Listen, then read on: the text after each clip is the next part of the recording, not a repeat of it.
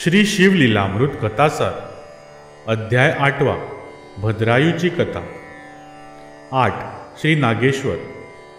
मुनिवर सूत म्हणाले, सुजन हो, भद्रायू 12 वर्षाचा झाला आणि तो शिवयोगी पुन्हा त्या माय लेकरांना भेटाव्यास आला। सुमतीने त्याचे आनंदाने स्वागत केले। त्यावेळी त्याने भद्रायूला न्याय, नीती, शास्त्रासंवेतच शिवार्चन आणि शिवभक्तीचेही पाठ दिले।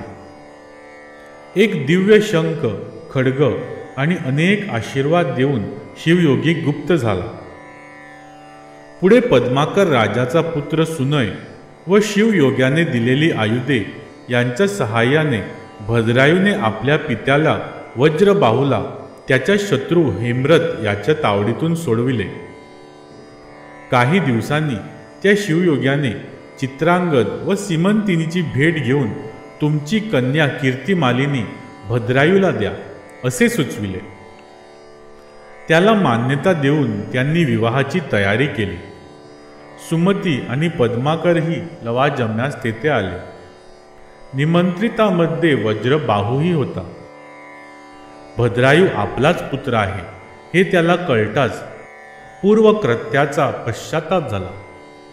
भद्रायू व कीर्तिमालिनी विवाहबद्ध झाल्यावर त्याला आपले राज्य देऊन वज्रबाहू सुमतीसह तपश्चर्येसाठी केदारनाथ क्षेत्री गेला।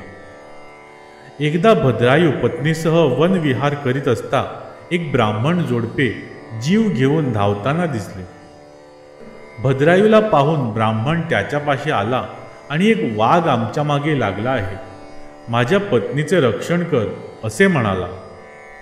भद्रायूने त्वरेने बाणांचा वर्षाव केला, पण तो ब्राह्मणीला वाचवू शकला नाही। म्हणून तो ब्राह्मण त्याला दुष्णे देऊ लागला। त्या प्रसंगाने व्यतीत झालेल्या भद्रायूने त्याच्या शोक परिहारार्थ त्याचे लग्न लावून त्याला वर राज्य देण्याची तयारी दाखविली, पण त्याचे दुःख कमी होईना। शेवटी त्याने माझी पत्नी देतो असे म्हणून कीर्तिमालिनीचे संकल्पपूर्वक दान केले। तेव्हा कुठे तो शांत झाला। त्यानंतर या अपयशाबद्दल त्याने चिता पेटवून अग्नीत उडी घेतली।